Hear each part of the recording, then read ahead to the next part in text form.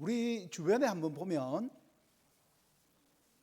누가 봐도 참 기뻐해야 되는 그런 일이 일어났고 기뻐해야 되는 그런 일인데, 그런 상황인데, 안타깝게도 남들은 모두 다 기뻐하고 있는데 유독 혼자만 기뻐하지 못하는 그런 부류의 사람들이 있지 않습니까? 오늘 본문에도 보면 그런 사람들이 나옵니다. 예수님께서 38년이라는 오랜 세월 동안 질병의 고통 속에서 신음하던 한 사람을 말씀 한마디로 단번에 치유를 하셨을 때도 마찬가지였습니다. 바로 유대인 지도자들이 그랬습니다. 여기서 유대인으로 표현된 사람들은 단순히 혈통적으로 유대인 전체를 가리키는 말씀이 아니라 예수님께 강한 적개심을 가지고 있는, 그리고 그 마음으로 예수님의 가르침을 거부했던 당시 유대인 중에서도 종교적인 지도자들, 권력자들을 가리키는 그런 말씀입니다.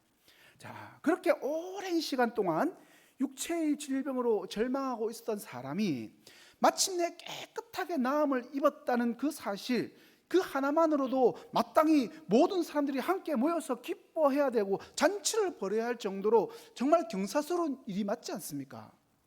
그런데 지도자라고 하는 사람들의 반응이 이 차가운 냉소 그 자체였습니다. 그뿐만 아니라 이 베데스다 연못가에 이 치유의 기적을 간절히 바라고 있었던 다른 수많은 병자들 사이에서도 이런 냉담함과 시기 어린 질투가 있었을 것으로 보입니다. 다들 박수치고 기뻐하지 않았겠죠. 저 치유받은 저 자리에 내가 있어서 내가 치유받았어야 되는데 정말 배 아파 죽겠네. 다들 그러고 있었을 겁니다. 지난 시간에도 말씀드렸지만 이 베데스다, 이 은혜의 집, 자비의 집, 긍휼의 연못이라고 하는 이 이름과는 정반대로 그곳을 가득 메운 것은요, 은혜와 긍휼이 메말라 버린, 그저 인간의 욕심이 만들어낸 시기와 질투와 경쟁이 가득한 곳이 되어버렸습니다. 여러분, 지금 유대인 지도자들이 문제를 삼고 있는 것은 주님께서 그 사람을 치유하신 날이 바로 안식일이었기 때문입니다. 주님께서 이 38년 된 병자에게 네 자리를 들고 걸어가라라고 이렇게 선포하셨는데, 여기서 이 자리는 우리가 알고 있는 돗자리라고 생각하시면 됩니다. 이동식 돗자리 얇은 거죠. 그런데 이제 돌돌 말아가지고 간편하게 휴대를 할 수 있으니까 지금 유대 지도자들이 그걸 들고 갔던 것을 트집을 잡고 있는 겁니다. 안식일에 돗자리, 이 짐을 옮겼기 때문에 안식일에 일을 하지 말라는 율법의 조항을 어긴 것으로 보고 지금 시비를 걸고 있다는 겁니다. 여러분, 이 사건의 본질을 이해하려면 그 당시 사회적 종교적인 배경을 우리가 조금 알아야 됩니다. 모세의 율법에 보면 하나님이 안식일을 거룩하게 지키라고 엄중하게 명령을 하셨죠. 십계명에 포함될 만큼 안식일 준수는 매우 중대한 계명이 맞습니다. 이 안식일을 범하는 자는요, 죽임을 당할 수 있을 정도로 엄격한 규범이었습니다. 그 모세의 율법에는 안식일을 준수하는 기본적인 원칙들만 제시되어 있었지만 유대인들은요, 자신들의 일상 속에서 그것도 모든 상황에 이 율법을 어떻게 적용시켜야 될지를 구체적으로 고민을 하기 시작했습니다. 두루뭉실하게 원칙만 제공하고 있으니까 그러면 실제적으로 안식일날 우리 삶 속에 어떻게 우리가 적용을 해야 될까 고민을 했다는 겁니다. 이런 고민 속에서 결의론이라는 이런 게 생겨났습니다. 결의론. 어려운 말 같지만 어렵지가 않습니다. 결의론은요, 율법의 원칙을 각자의 상황에 맞게 해석해서 구체적으로 적용하는 율법 해석학이라고 보시면 됩니다. 예를 들어서 안식일에 노동이 되지 않고 걸어다닐 수 있는 거리를 정하는데 1km로 딱 정해놓는 겁니다. 1km까지는 걸어 다녀도 노동이 아닌데 1km 이상 걸어가면 노동이 되니까 그러면 안식일을 범하게 된다, 이렇게 규정을 해놓는다는 거죠. 마태복음 12장에 보면 유명한 안식일 논쟁이 하나 벌어진 게 있죠. 예수님께서 제자들과 함께 밀밭 사이를 지나실 때 이제 제자들이 좀 배가 고팠나 봐요. 그래서 밀이삭을 잘라서 손으로 밀이삭 그거를 이렇게 비벼가지고 먹는 사건이 기록되어 있습니다. 모세의 율법에 따르면 길을 가다가 밀 이삭 정도를 손으로 비벼 먹는 것은 문제가 되지 않습니다. 설령 그게 남의 밭이라 하더라도 그 정도 좀 하는 거, 배가 고파서 먹는 거, 그거 다 허용을 합니다. 그죠? 배가 고파서 조금 먹은 거니까 이해가 된다는 거죠. 그러니까 문제의 핵심이 뭐냐면요, 밀 이삭을 비벼 먹는 행위 그 자체가 아니었습니다. 그들이 문제 삼는 것은 왜 하필 안식일에 그 일을 했느냐는 거죠. 모세의 율법에 보면 안식일에 하지 말아야 할 것으로 추수와 타작을 이렇게 안식일에 하지 말아라고 규정해 놨거든요. 그런데 그들이 결의론을 가지고 이 행동을 해석을 하는데, 제자들이 밀 이삭을 손으로 따는 행위, 추수다. 야, 추수. 그리고 그 딴 거를 손으로 비볐다. 그거 타작. 그렇게 이야기를 하고 그 결의론을 해석해가지고 그 규정에다가 적용시켜서 너희들 안식일 범했네, 그렇게 지금 이야기했다는 겁니다. 안식일에 노동을 해서는 안 된다는 이 규정을 범했다는 결론을 내려버린 겁니다. 지금 그들은 이것과 유사한 논리로 38년 된 병자가 치유받아서 자신의 자리를 들고 가는 것들 문제를 삼고 있는 겁니다. 그들의 눈에는요, 그가 안식일에 짐을 옮기는 행위와 노동을 한 것으로 보였던 겁니다. 그들의 비난은 여기서 멈추지가 않았어요. 병자를 치유하고 안식일에 짐을 옮기게 한, 즉 자리를 들고 가게 하신 예수님 또한 결국에는 안식일에 일을 한 것이라고 주장을 합니다. 병을 고치고 생명을 살리는 고귀한 일마저도 그들에게는요, 그저 노동으로 여겨졌을 뿐인 겁니다. 여러분, 지금 이 상황을 보면서 우리 안에 생겨나는 질문이 하나 있을 겁니다. 아니, 어떻게 그렇게 하나님을 열정적으로 섬긴다고 자부하는 그 사람들이, 율법을 그렇게 세세하게 잘 지키려고 그렇게 노력하고 있는 사람들이 이렇게 완악하고 다친 마음을 갖고 있는 걸까? 아니, 저렇게 율법 잘 지키려고 하는 사람들이 지금 왜 저런 반응을 하고 있는 걸까? 여러분 역시 신앙생활 하면서 이런 마음이 들었던 적이 있지 않습니까? 어떻게 저렇게 완악할 수가 있지? 죄송하지만 저는 이런 마음이 들었던 적이 있습니다. 분명히 하나님을 잘 믿는다고 하는 사람인데, 심지어 목사, 사역자인데 때로는 이런 냉혹함과 배타적인 모습을 발견하고 놀라게 되는 씁쓸한 현실들. 여러분, 뭐가 문제였을까요? 무엇이 그들로 하여금 마땅히 기뻐하고 감사해야 할 자리에서조차 냉소를 짓게 만들었던 것일까요? 우리가 분명히 알아야 하는 사실 하나가 있습니다. 하나님께서 모세를 통해서 율법을 주신 목적은요, 결코 백성들을 죽이거나 억압하기 위해서 주신 것이 아닙니다. 오히려 하나님의 말씀에 순종해서 그들과 그의 후손들이 영원토록 번영과 축복을 누리게 하는 것이 하나님이 율법을 주신 본래 의도였습니다. 신명기 5장 29절 말씀을 보세요. 같이 읽겠습니다. 시작. 다만 그들이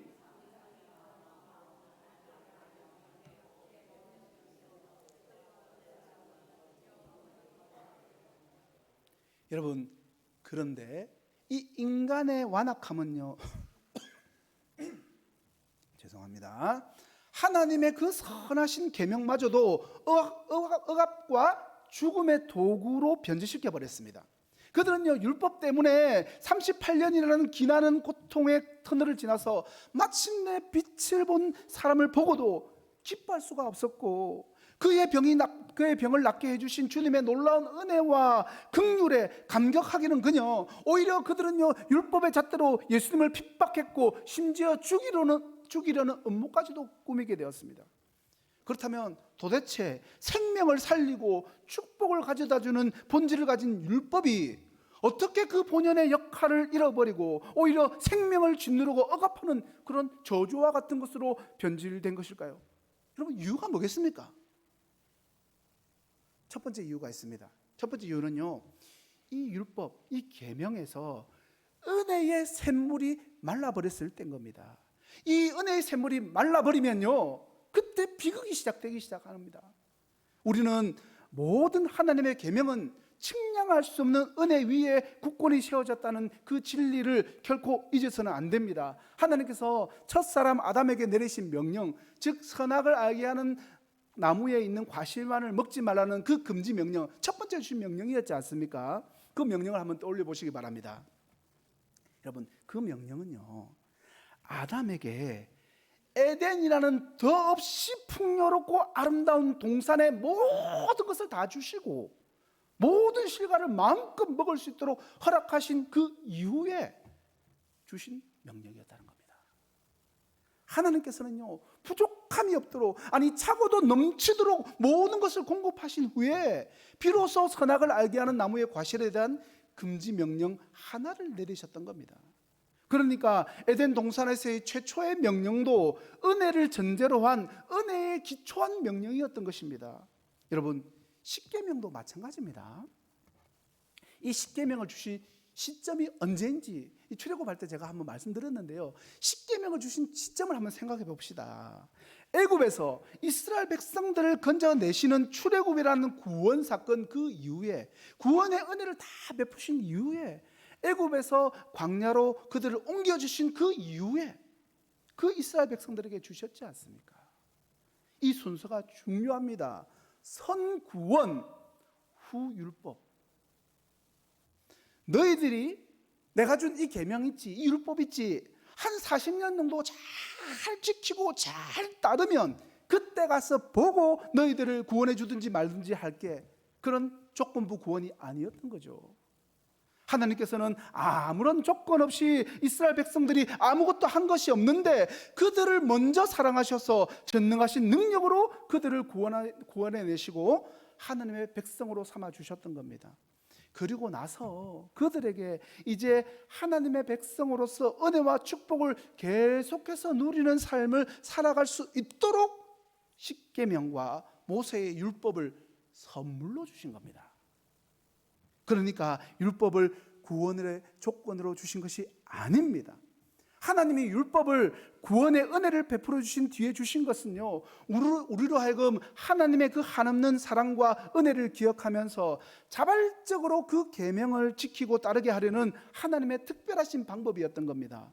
그런데 하나님의 그 사랑과 은혜를 망각하는 순간 계명은 더 이상 생명의 말씀이 아닌 우리를 올가매는 무거운 의무조항으로 전락하게 되는 겁니다. 주님께서 나를 사랑하는 자는 내 계명을 지키는 자니요라고 이렇게 말씀하신 이 말씀의 여러분 참뜻이 뭡니까? 단순히 억지로 마지 못해서 계명을 지키는 것을 말씀하시는 것이 아니죠. 진정으로 주님을 사랑하는 사람에게는요, 계명을 지키는 것이 더 이상 무거운 짐이 아니라 마음에서 우러나는 기쁨이요 자발적인 헌신이라는 겁니다. 비록 그 길이 때로는 험난하고 고통스러울지라도 좁은 길일지라도 사랑은요 능히 그 모든 것을 감당할 힘을 내면 깊은 곳에서부터 샘솟듯이 공급해 줍니다. 그리고 그 순종의 여정 끝에는요 참된 기쁨과 만족이 기다리고 있는 겁니다. 사랑하는 성도 여러분, 여러분은 지금 하나님을 어떤 마음으로 섬기고 하나님을 어떤 마음으로 대하고 계십니까? 하나님의 말씀이 혹시 지겹고 여러분을 억압하는 굴레처럼 그렇게 느껴지지는 않으십니까? 하나님의 말씀을 향한 사랑과 열정이 차갑게 식어가고 있는 여러분 자신의 모습을 발견하고 있지는 않습니까? 그렇다면 여러분 그 이유가 무엇일까요? 그것은 바로 주님이 주시는 은혜를 경험하지 못했거나 주신 그 은혜의 감격을 잊어버렸기 때문입니다. 근데 여러분 은혜를 경험하지 못했다는 것, 그리고 경험했던 은혜를 잊어버린 거 문제죠. 근데 여러분 더 큰 문제가 있어요. 더 큰 문제 뭐냐면요, 아이러니하게도 지금 은혜를 다 까먹어버리고 은혜를 다 잊어버린 상황인데도, 그런 상황인데도 여전히 계명을 지키면서 살아가고 있을 가능성이 높기 때문입니다.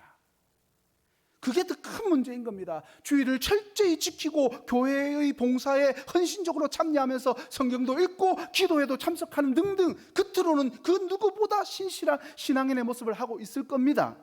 그러나 동시에 자신처럼 그렇게 하지 못하는 사람들을 향해서 정죄의 시선을 던지면서 그들을 향한 미움과 혐오의 감정을 키워가고 있을지도 모른다는 겁니다. 은혜를 통해서 주님을 바라봐야 되는데 은혜가 없으니까 주님을 바라보지 못하니까 주위에 있는 성도들 그냥 눈에 보이는 목사 바라보고 가고 있는 겁니다. 그들을 향한 미움과 혐오의 감정을 키워가고 있다는 겁니다. 그들을 바라보면서 그들을 향한 긍휼의 마음과 그들을 향한 은혜의 식탁에 그들과 함께 참여해서 더 풍성함을 누리려고 하는 간절한 소망 대신에 자신과 다르게 신앙하는 그들을 판단하고 정죄하면서 미워하는 마음이 싹트기 시작한다는 겁니다. 이것이 바로 계명이 은혜를 잃어버렸을 때 시작되는 비극입니다. 우리 교회에서 금요기도회 때 개인 기도로 들어갈 때 외치는 구호가 뭡니까, 여러분? 주여 은혜를 주옵소서. 그거를 3번 간절하게 외치고 그렇게 기도에 들어가지 않습니까? 성도된 우리에게 하나님의 은혜가 얼마나 중요한지 아니까 지금 그렇게 하고 있는 겁니다. 자, 여러분, 율법이 본연의 역할을 잃어버리고 변질된 두 번째 이유가 있습니다. 여러분, 계명이 믿음의 뿌리를 잃어버릴 때면요, 계명은 생명을 앗아가는 흉기로 변질돼 버립니다. 모든 계명은 그 안에 하나님의 은혜로운 약속, 변치 않는 신실함을 품고 있어요. 10계명을 예로 들어 보겠습니다. 첫 번째 계명이죠. 너는 나 외에는 다른 신들을 내게 두지 말라는 이 말씀은요, 단순히 우상 숭배를 금지하는 명령을 넘어서 전능하신 하나님께서 너의 유일한 주권자가 되시어서 너의 모든 필요를 채워주시고 너를 구원하시고 너의 삶을 온전히 책임지실 것이니 오직 나만을 신뢰하고 의지하라는 든든한 약속의 메시지인 겁니다. 약속이 포함되어 있는 겁니다. 굳이 다른 신들을 만들어서 섬길 필요가 없는 이유는요, 오직 하나님 한 분만으로 충분하기 때문인 겁니다. 이 약속에 대한 굳건한 믿음이 있을 때에만 우리는 이 계명에 온전히 순종할 수가 있다는 겁니다. 순종은요, 하나님의 약속과 그분의 선하심에 대한 신뢰, 즉 믿음에서 비롯되는 것입니다. 10번째 계명도 마찬가지입니다. 네 이웃의 집을 탐내지 말라는 말씀도 마찬가지인 거죠. 내가 너의 마음 깊은 곳에 그 소원까지도 모두 알고 너의 모든 필요를 넉넉히 채워줄 것이니까 나를 온전히 신뢰하고 다른 이의 것들을 탐내거나 그런 어리석음에 빠지지 말라는 이 따뜻한 격려와 약속의 말씀이 포함되어 있는 거죠. 여러분, 10계명뿐만 아닙니다. 율법의 모든 계명은 하나님의 약속을 담고 있어요. 계명은 곧 약속이며 약속은 우리에게 믿음을 요구합니다. 그리고 이 믿음은요, 율법을 자원하며 기쁨으로 지키는 순종으로 우리를 인도하는 겁니다. 그러나 계명이 믿음의 뿌리를 잃어버리게 되면, 즉 하나님의 약속에 대한 신뢰가 사라지게 되면 그 계명은요, 더 이상 생명을 주는 능력을 발휘하지 못하고 오히려 사람을 올가매버리고 억압하는 굴레로 전락해버리게 되는 겁니다. 하나님의 선하심과 신실하심을 계명의 그 어디에서도 찾아볼 수가 없게 되는 거죠. 여러분께서 주님의 말씀에 따라서 살아가고자 결단할 때 항상 기억해야 될 것은 내가 과연 하나님의 어떤 선하심, 어떤 약속을 믿고 의지하기에 이 말씀에 순종하는 것인가를 스스로에게 질문하고 자신의 믿음을 점검해 볼 수 있어야 한다는 겁니다. 맹목적인 믿음이 아닙니다. 확실히 주신 약속, 이미 이루신 그 약속을 근거해서 있는 믿음을 가져야 된다는 거죠. 마지막으로 계명이 지식의 등불을 잃어버릴 때 계명은요, 생명을 위협하는 칼날이 되어버린 겁니다. 여러분, 영적인 무지는 결코 변명이 될 수 없습니다. 영적인 무지는 죄악의 씨앗과도 같습니다. 반대로 하나님을 아는 지식은요, 모든 지혜와 지식의 근본입니다. 잠언은 특별히 이 진리를 강조하고 있지 않습니까? 사도 바울이 지적한 이스라엘 백성들의 문제가 무엇이었습니까? 그들이 율법을 무시하거나 소홀히 여긴 것이 아니라 하나님을 아는 참된 지식 없이 맹목적으로 율법을 지키려만 했다는 그 사실에 있지 않습니까? 즉 그들은 지식의 등불을 꺼버린 채 어둠 속에서 율법의 미로에 헤매고 있었던 겁니다. 북왕국 이스라엘의 멸망을 예언한 호세아 선지자가 있죠. 이 호세아 선지자 역시 이스라엘 백성들이 멸망하는 근본 원인이 있다는 것을 알려주고 있지 않습니까? 바로 하나님을 아는 지식이 없음이라고 분명히 통렬하게 지적하고 있습니다. 하나님에 대한 무지는요, 모든 죄악의 출발점이 됩니다. 지식이 결여된 종교적 열심은요, 생명을 위협하는 칼날과도 같은 겁니다. 그것은 잔인하고 무자비해집니다. 그러나 하나님은 한없이 자비로우시고 긍휼이 풍성하시며 은혜가 충만하신 분임을 우리는 기억해야 합니다. 여러분, 이스라엘 백성들의 문제는 그들이 하나님에 대한 참 지식을 잃어버린 채 맹목적인 열심만으로 하나님을 섬기려고 했던 데 있습니다.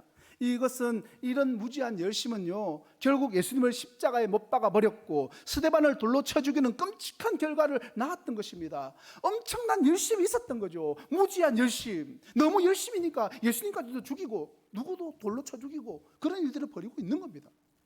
여러분, 하나님을 알아가는 일에 더욱더 힘쓰시기 바랍니다. 날마다 말씀과 기도를 통해서 하나님과 깊이 교제하면서 그분의 성품과 뜻을 배우는 일에 매진하시기 바랍니다. 하나님을 알아가는 지식의 그 성장이 그 멈추는 순간 여러분이 쌓아온 신앙의 경력과 종교적인 열심이 오히려 자신과 타인의 생명을 위협하는 흉기로 변질될 수 있음을 우리는 기억해야 됩니다. 여러분, 이런 일이 저와 여러분에게 일어난다면 얼마나 두렵고 떨리는 일입니까? 내가 열심을 내었던 그 일들이 누군가를 해치는 칼날이 되어서 지금 돌아다니고 있을 수 있다는 거죠. 지식 없는 맹목적인 신앙은요, 교회를 은혜의 집이 아닌 억압과 정죄의 공간으로 변질시켜버리고, 이러한 모습은 안타깝게도 오늘날 대한민국 교회 안에서 너무나도 쉽게 찾아볼 수 있는 그런 현상이 되어버렸지 않습니까? 결국 계명이 은혜와 믿음과 지식을 잃어버릴 때 그 본래의 거룩한 목적을 상실하게 되는 겁니다. 은혜와 믿음과 지식. 자, 마지막으로 제가 율법에 대해서 우리가 말씀을 지금 나누고 있는데 우리가 반드시 알아야 되는 한 가지 사실이 더 있습니다. 제가 처음에 율법의 본질이 생명을 살리고 하나님의 백성들에게 축복을 가져다 주기 위함이라고 말씀을 드렸는데요, 하나님이 주신 이 계명, 이 율법의 최종 완성 단계가 있더라는 겁니다. 율법의 최종 끝판대장 같은 완성 단계. 호세아 선지자의 말씀을 통해서 우리는 율법의 단계인 하나님의 마음을 조금이나 엿볼 수가 있습니다. 호세아서 6장 6절 말씀입니다. 같이 읽겠습니다. 시작. 나는 인애를 원하고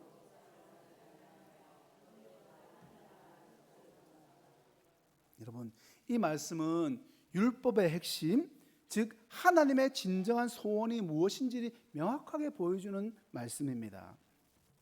하나님께서는 형식적인 제사나 맹목적인 율법 준수보다도 하나님과의 친밀한 관계, 즉 하나님을 아는 지식과 이웃을 향한 사랑과 긍휼, 즉 인애를 더욱더 기뻐하시는 분이십니다. 하나님께서는 율법의 형식적인 행위 자체에 얽매이기보다는요, 율법에 담긴 당신의 마음, 즉 사랑과 긍휼의 정신을 실천하는 것이 율법의 본질이라고 분명히 밝혀놓고 계십니다. 여러분, 주님께서 안식일에 크신 긍휼을 베풀어 주셔서 이 38년 된 병자를 온전케 하셨지 않습니까? 그러나 유대 지도자는요, 그 주님의 긍휼을 외면한 채 안식일에 일하지 말라는 계명을 어겼다는 이유로 주님을 비난하기에 바빴습니다. 그들은요, 율법이 하나님을 사랑하고 이웃을 사랑하는 계명으로 요약되면서 이웃을 향한 사랑이야말로 율법의 진정한 완성이라는 사실을 깨닫지 못했습니다. 로마서 13장 10절 말씀 같이 읽겠습니다. 시작.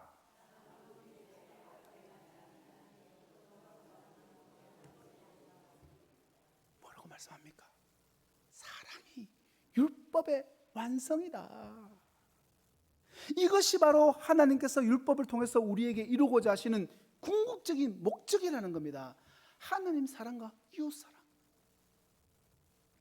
그래서 우리 주님께서는요, 이 땅에서의 사역을 마치시고 하늘로 올라가시기 전에 제자들에게 새 계명 하나 주셨죠. 너희들 싸우지 말고 서로 사랑해라. 예수님께서 주신 이 서로 사랑하라는 새 계명은 단순히 율법을 보완하거나 대체하는 것이 아니라 율법의 진정한 의미를 온전히 드러내는 율법의 완성입니다. 이 계명은 추상적이거나 감상적인 사랑을 말하는 것이 아닙니다. 이웃을 위해서 자신을 희생하고 헌신하는, 즉 십자가에서 자신의 생명을 내어주신 예수님의 그 사랑과 같이 구체적이고 실천적인, 실제적인 사랑을 의미합니다. 우리가 율법의 본질, 그 안에 담긴 하나님의 마음과 정신을 온전히 깨닫고 그 깨달음을 따라서 순종하며 살아갈 때에만 우리는 율법을 통해서 참된 유익과, 즉 생명의 풍성함을 누릴 수 있게 되는 것입니다. 말씀을 마무리하겠습니다. 지난번 말씀을 살필 때 우리 베데스다 연못으로 들어갔지 않습니까? 다시 한번 우리 베데스다, 즉 은혜의 집, 자비의 긍휼의 센터라는 그 본래의 의미, 그곳으로 한번 다시 돌아가 보시기 바랍니다. 우리는요, 그 의미를 다시 되새겨야 합니다. 이 38년 된 병자가 스스로의 힘으로는 결코 회복될 수 없었고, 다른 누군가의 은혜가 필요했던 것처럼 우리 또한 연약하기에 은혜 없이 스스로의 능력과 힘만으로는요 결코 율법을 온전히 지킬 수 없는 존재입니다. 여러분, 율법의 완성인 그 사랑을 깨닫고 그것을 실천하면서 살아갈 힘은요 결코 우리 스스로에게서 비롯되는 것이 아닙니다. 그래, 사랑이 율법의 완성인 것 깨닫는 것조차 우리의 힘과 능력이 아니고, 그것을 깨달았다 하더라도 그대로 실천하면서 살아가는 것, 그거에 우리의 능력, 우리의 힘이 아니라는 겁니다.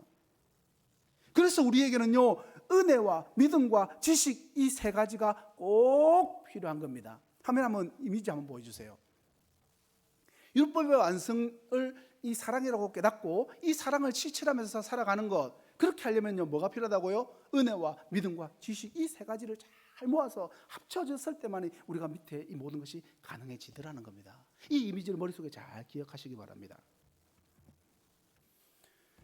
이 세 가지는요 율법을 온전하게, 즉 하나님의 뜻에 합당하게 이해하고 그 사랑을 실천하기 위해서 반드시 필요한, 마치 우리의 신앙의 든든한 세 가지 기둥과도 같은 겁니다. 첫 번째, 은혜를 조금 설명해 드릴게요. 이 은혜는요 힘입니다. 힘. 은혜는 힘. 우리가 말씀을 지키려고 할 때 우리의 연약한 의지와 우리의 노력만으로는 부족하다는 겁니다. 하지만 은혜는요 우리에게 말씀을 지킬 수 있는 힘과 능력을 공급해 주더라는 겁니다. 마치 엔진과도 같은 거죠. 우리를 움직이고 앞으로 나아가게 하는 힘이 바로 은혜인 겁니다. 두 번째, 믿음이 있죠. 믿음은요 방향입니다. 방향. 믿음은요 하나님께서 약속하신 것을 굳게 믿는 것입니다.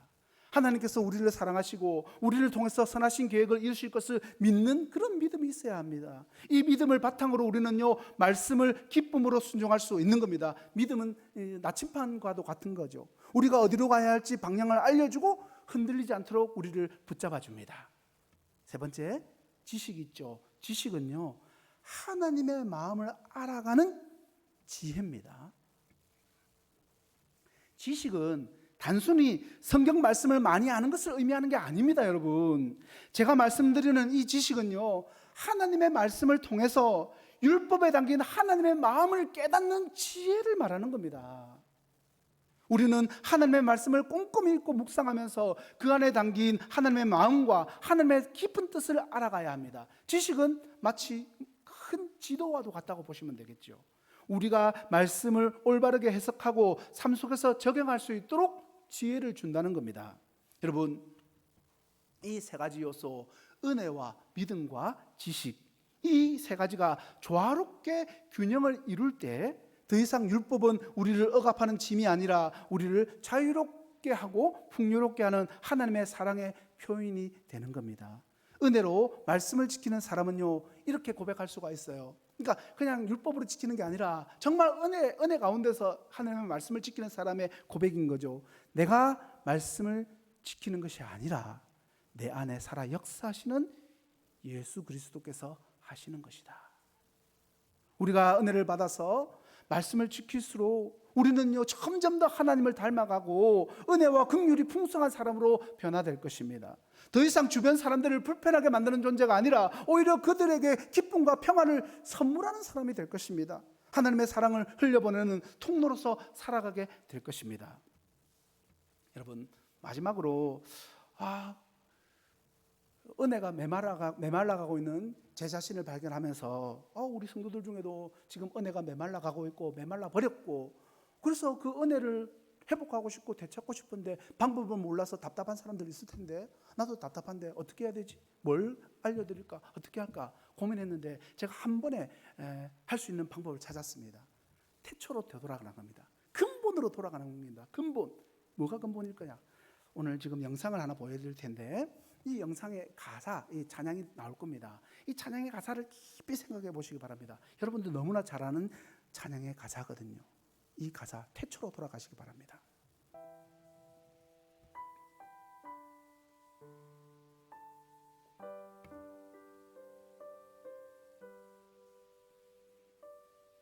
미국의 마틴 루터 킹 목사가 인종차별에 맞서 연설하던 때, 남아프리카 공화국의 넬슨 만델라가 오랜 투어 끝에 석방되었을 때, 그리고 독일의 베를린 장벽이 무너졌을 때 불린 찬송이 있습니다. 아픔과 고통의 순간, 위로와 힘이 되는 찬송. 바로 존 뉴턴 목사가 작사한 나 같은 죄인 살리신입니다.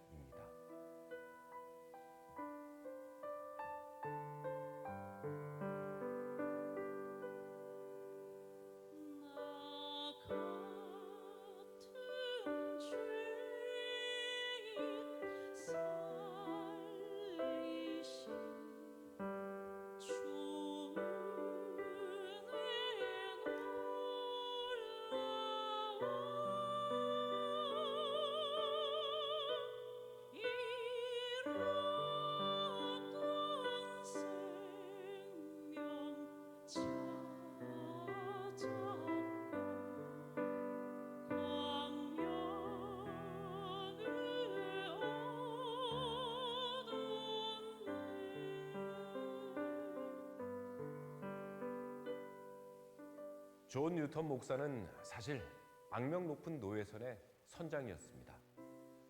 11살 때부터 아버지를 따라 험난한 선원 생활을 시작해 방탕하게 살던 그는 주님을 만나자 죄에서 돌이켜 새로운 삶을 살기 시작했습니다. 그리고 노예를 사고 팔며 추악한 삶을 살던 자신을 구원해 주신 하나님의 은혜를 찬송시에 담았는데요. 존 뉴턴은 회심한 순간부터 마지막까지 복음을 전하는 일을 쉬지 않았습니다.